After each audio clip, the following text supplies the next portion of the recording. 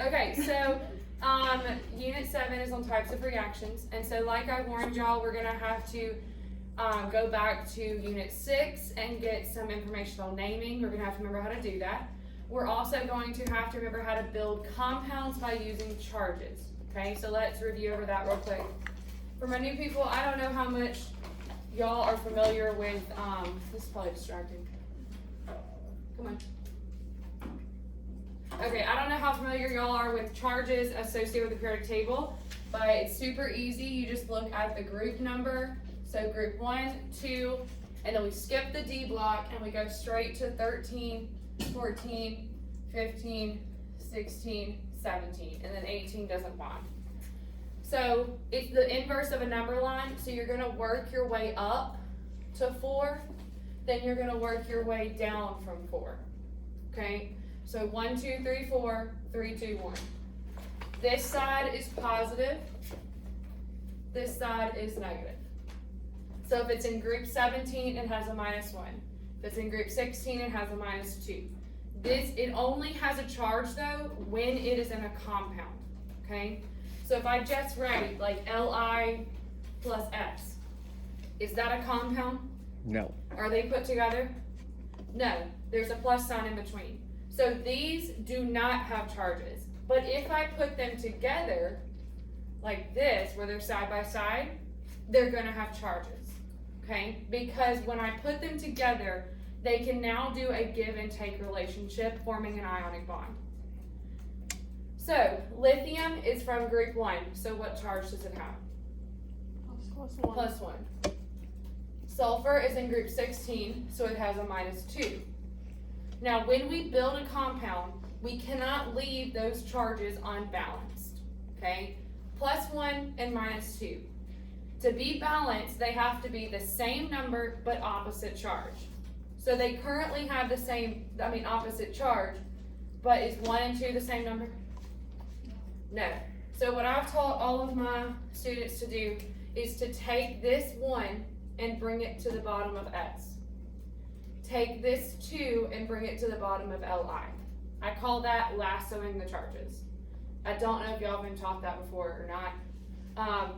But also remember, when you put them down here, this is now indicating that I have 2 lithiums and 1 sulfur. So I can't put a negative with it, because negative would mean I have a negative amount of lithium, and you can't have a negative amount. So this is how we form our compounds. So guys, we're going to use this along with naming to go into our Unit 7. Anybody have any questions? They're gonna ask me questions even though I'm on video. No? Okay.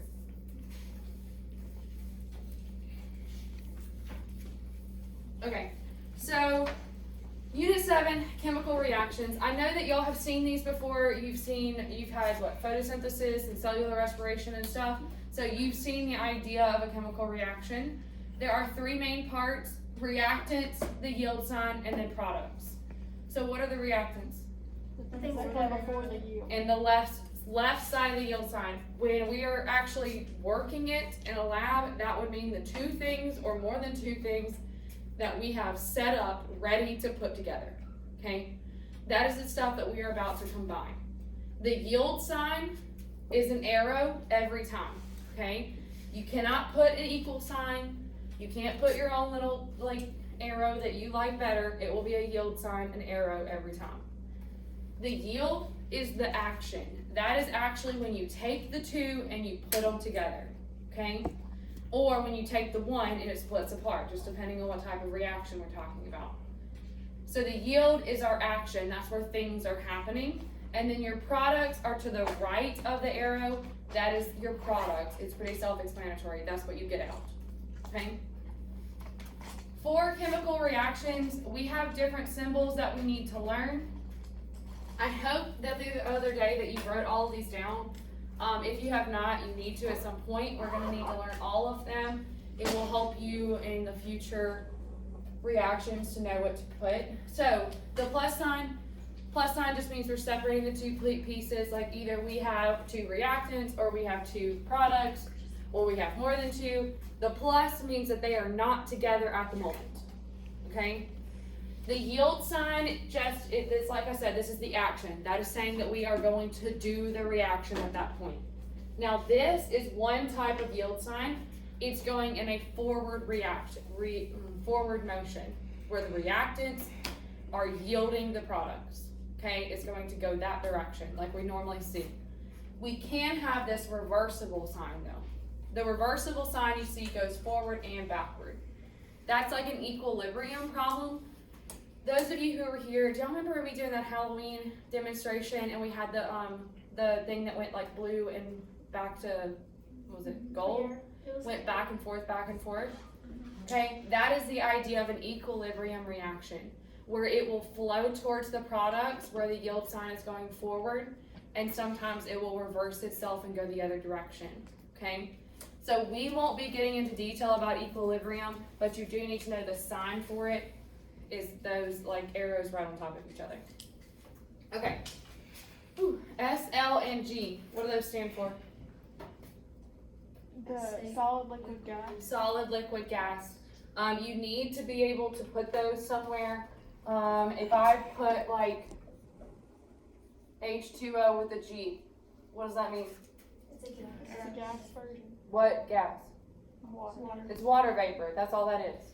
Okay? L is just Liquid water. this is water.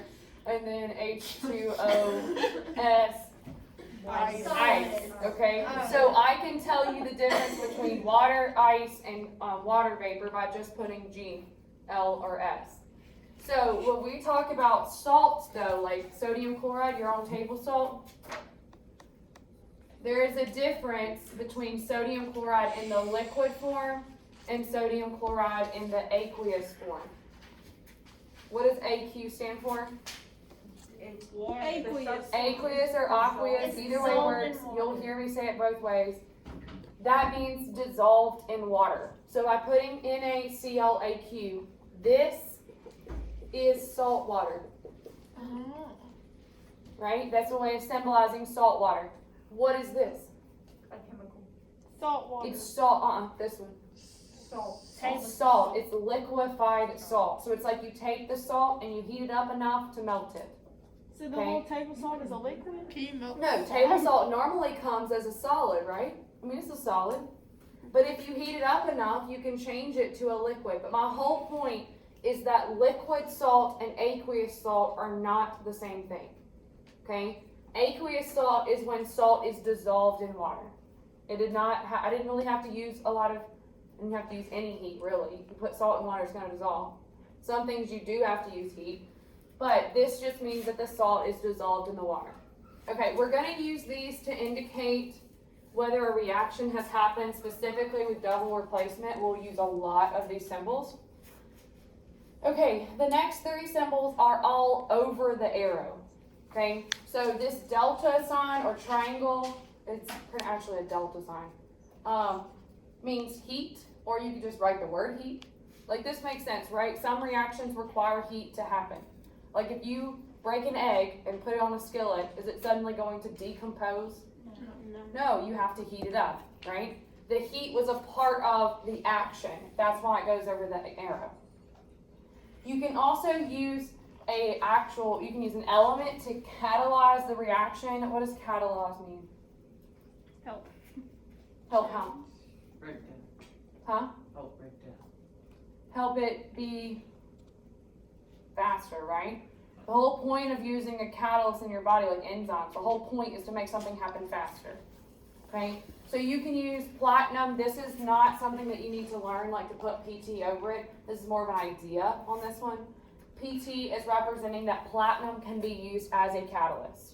In this situation, platinum is used as like a surface to where two chemicals can come and like attach to the surface or land on the surface, do their chemistry with each other, and then leave.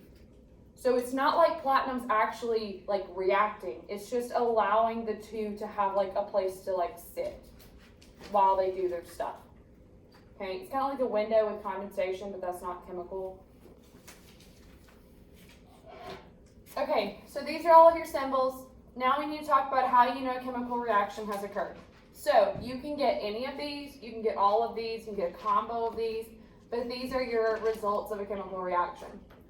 So we can pretty much think of all of these with the Halloween demonstrations we did. Do y'all remember the Casper's hand one where the glove filled up?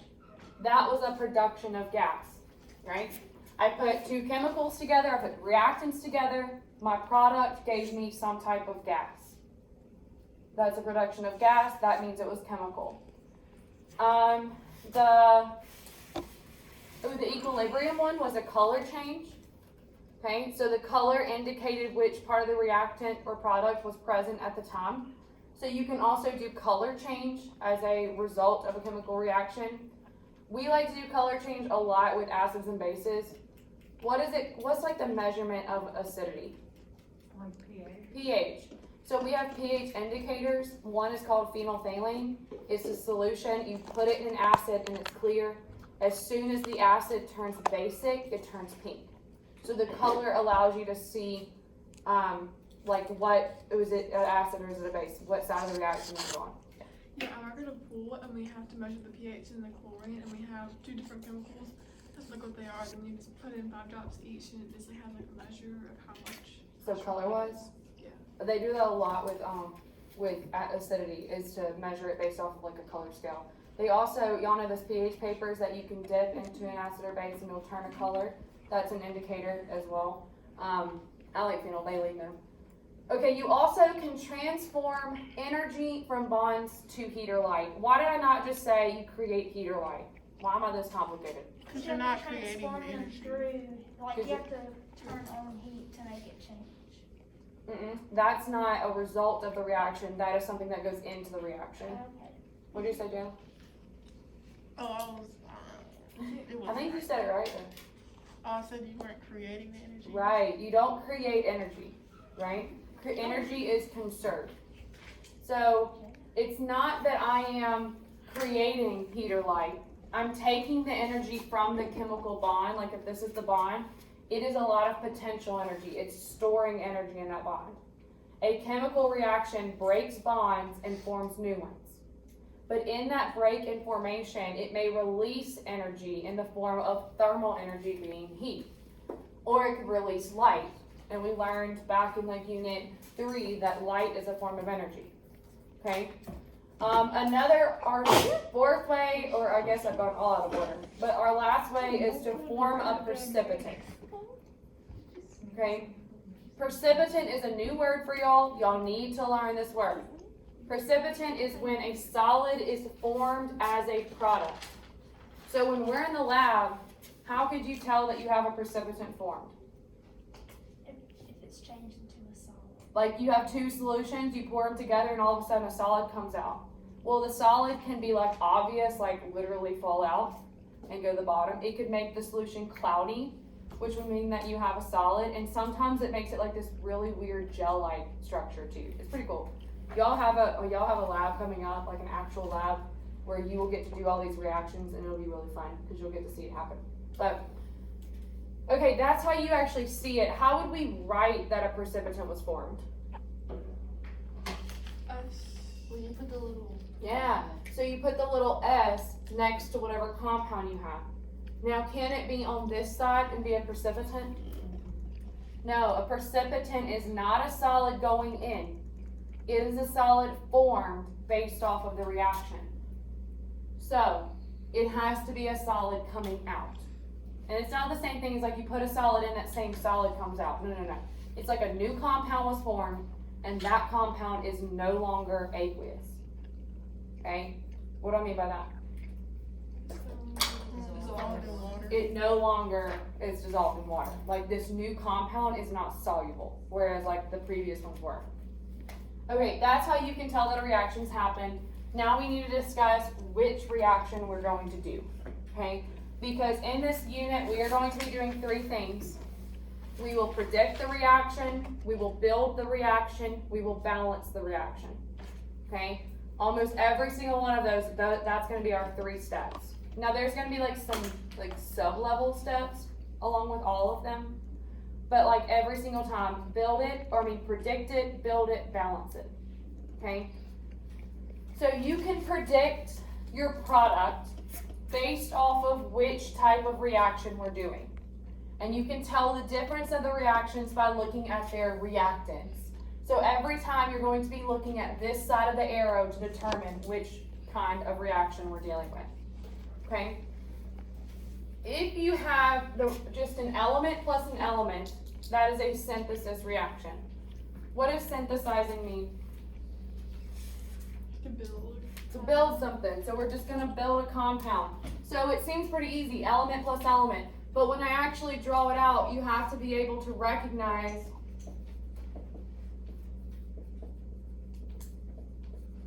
that I have an element. You see how this is just an element, one thing, plus another element, just one thing.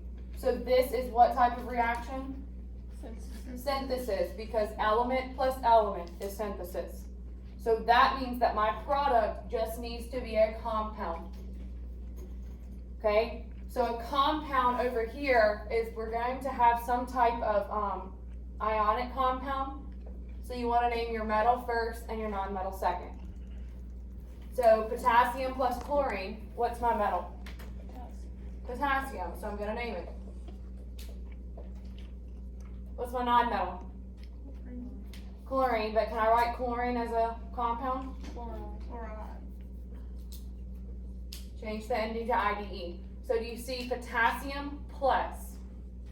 So I want you to picture, I have potassium over here, I have chlorine over here. At this point, they are completely separate. If they are separate, do they have charges yet? No. To have a charge, they have to interact. So they're separate. The yield sign means put them together, and my product is the combination of the two. Okay? That is a synthesis reaction. Decomposition reactions look very different, almost like the opposite sometimes. You have a compound arrow. So can you do anything besides decompose something if you just have a compound? You're not adding anything to it, so there's nothing else to do with it besides just break it apart. So decomposition reactions, you can tell that it's decomposition by noticing that it's just a compound. So an example would be, apparently really like potassium today. Do you see how this is all together? So that means that this is a compound. Is there anything else being added to the compound? No, so this is decomposition. For decomposition, we have several different ways of decomposing something. What does decomposing mean? Breaking it apart. We have several different ways that we can break it apart. We're going to talk about that next class, how to organize like which one we're talking about. But you can recognize decomposition by compound arrow. Okay, next is combustion. What is combustion? Fire. It's just fire. What do we normally catch on fire? Paper. Wood, paper, both of those are organic compounds. Okay? Organic compound means that it has a carbon and a hydrogen, sometimes an oxygen. What does fire need to breathe? Oxygen, so plus O2. Every single time, if you see carbon, hydrogen plus oxygen, you will yield CO2 and H2O. This is not a difficult reaction to predict because if you see these two things, you will put CO2, H2O. The only complicated part is going to be balancing that equation. So the difference will be C, I put X, H, Y, O, Z. What does X, Y, and Z represent? How many? Yeah, those are your subscripts, so those are how many. Now the X and the Y, either one of these numbers can be 1, 2, 3, so forth. Any number that is 1 or greater, okay? They can be the same number, they can be different numbers, they just have to be there. Now the oxygen is optional, so it can be 0, 1, 2, 3, and so forth. So I put different letters so that you would understand that these two are mandatory, but their numbers can be different. The oxygen is optional as a part of the organic compound. Okay? Now this oxygen is not. If you remove O2 from a fire, what happens? no longer is fire, right? It no longer does this yield sign. It stops. So that is combustion. We'll talk more about that later. Okay, single replacement, double replacement. I call them multiple different things. I either say single replacement or single displacement. So either replacement or displacement, either way works. They mean exactly the same thing. I just had an older teacher teach me in high school, so I always said displacement. That's how they used to say it. The difference between single and double is very easy. Single is single switch, double is double switch. Okay? We're going to talk about with these, we're going to add a question to the list of will it happen. Okay? Single replacement, you can recognize them by single element plus a compound. Now, what's different between single replacement and synthesis? Reactant-wise. There's a compound in the element. There's a compound with the replacement, okay? You have to have something to replace. So, single replacement, element, and compound, single element. Double replacement, double compounds, okay? We'll talk more about that later. The last one, I don't even like it being its own section because oxidation and reduction actually will explain the others. So they kind of go with it.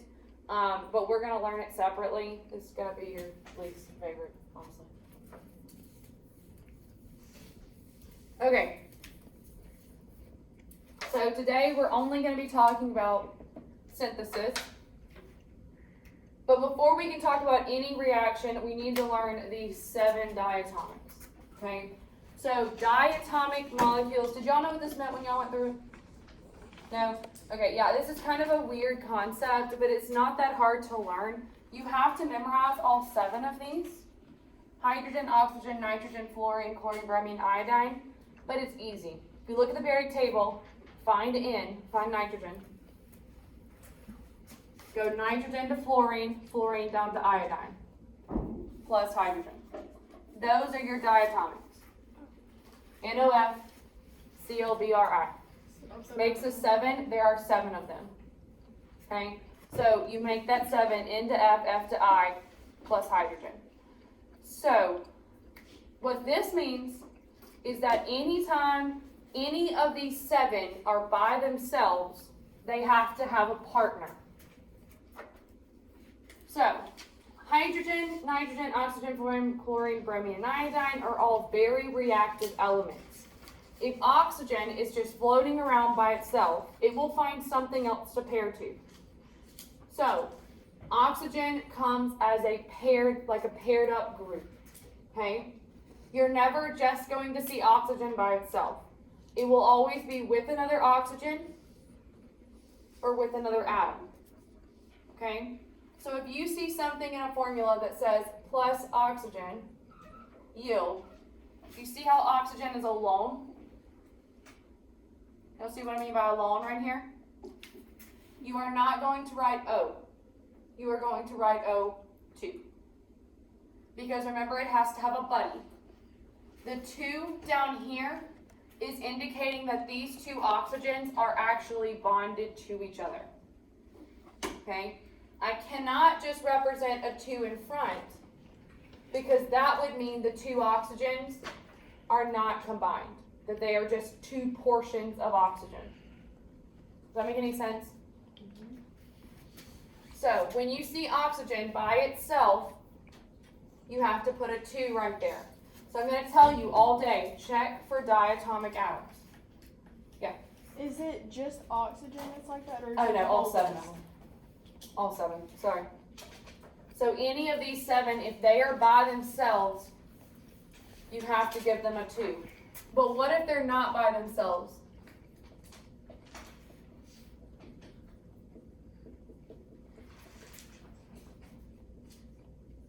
What if they're not by themselves? How do we determine how many oxygens is in this compound? Charges. Magnesium's on group 2, so it has a +2. Oxygen's on group 16, so it has a -2. Do those balance? Yeah. Great. Just mark them out. If they balance, just ignore them. If they don't, that's when we would have to do that like thing where you pull the charges down. Okay? Do I need to put a 2 with oxygen? No. Why? Because it's not by itself. Okay? If I put a 2 there, my charges would be out of whack. This compound would not be good. Okay, let's move on into synthesis. So type 1 is synthesis. This is when 2 or more elements combine to form a new compound. So you will always be following the format of element plus element yields compound. So you won't be given this part. You'll have to predict that part. So you'll be given element plus element. You will have to predict the compound portion. So all 3 of these are synthesis, mainly because they're on the slide with synthesis, but also because element plus element, element plus element, element plus element. Okay? So the first step of any reaction is to predict the product. If I'm using words, I want you to predict the product using words, not symbols, yet.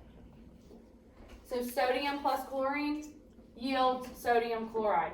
Remember when I said that the product, you have to make sure if it's a compound, you do metal, then non-metal, and then put iod at the end. Magnesium plus phosphorus. What are we going to form? Magnesium phosphide. Is everybody with me? Will there be any like metallic or covalent ones? What? Like 2 metals or 2 non-metals? We are not. Okay, if you have 2 covalents, I would have to tell you the ending. You can't just predict what's going to form.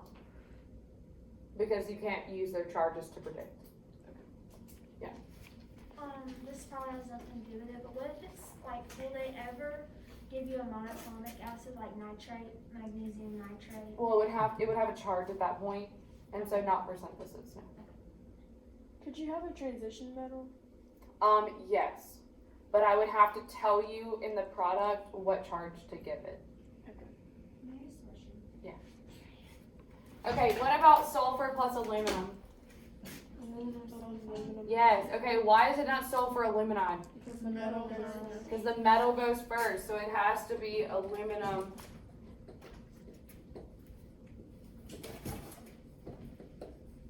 Sulfide. Now, why does it not matter over here what order we put it in? Because they're both going in. Because they're not combined yet. It's kind of like in math when 7 plus 5 is what? 12. What is 5 plus 7? 12. Now, this order doesn't matter. But this order certainly does, right? When it's a combination, that is not right.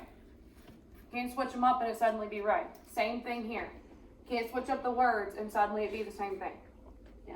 So if both of them are just going in, then it doesn't matter like what order. they Right. go in. Because in addition, the order doesn't matter. Okay, so this is step 1, predict the product. Good. Step 2 is going to be to create the product, like create the formula. So let's do that next. So I'm going to go over here. Can the camera see this? Okay. What'd you say step 2 was? The name of it? No, step 1 is the name to do this part. Sometimes I won't even make you finish the name, but the step 1 is predicting the product. No matter what, you're gonna predict the product. Okay? So step 1 is just to build it. Step 1 is to predict it. Step 2 is to build it. Okay, so what I mean by that is, can I do anything with words in chemistry? That's gonna get me anywhere? No. I have to transfer this to our symbols. So sodium is what? Na plus Cl, but watch out. What is chlorine?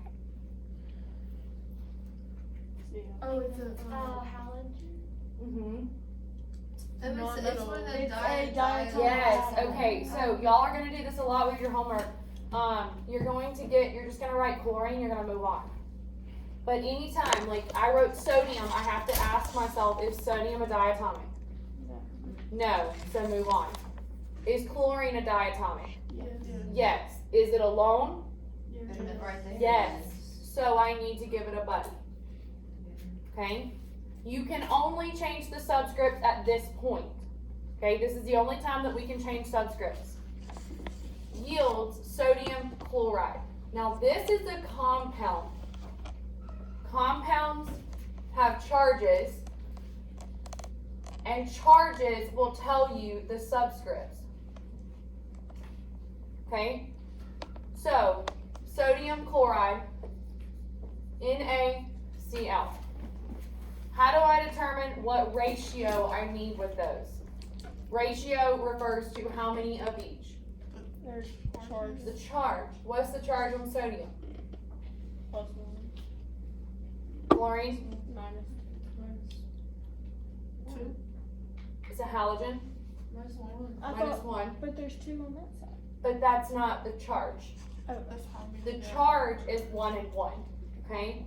So I put a 1 and 1 right there. Can I have a door? Yeah. Can you pause?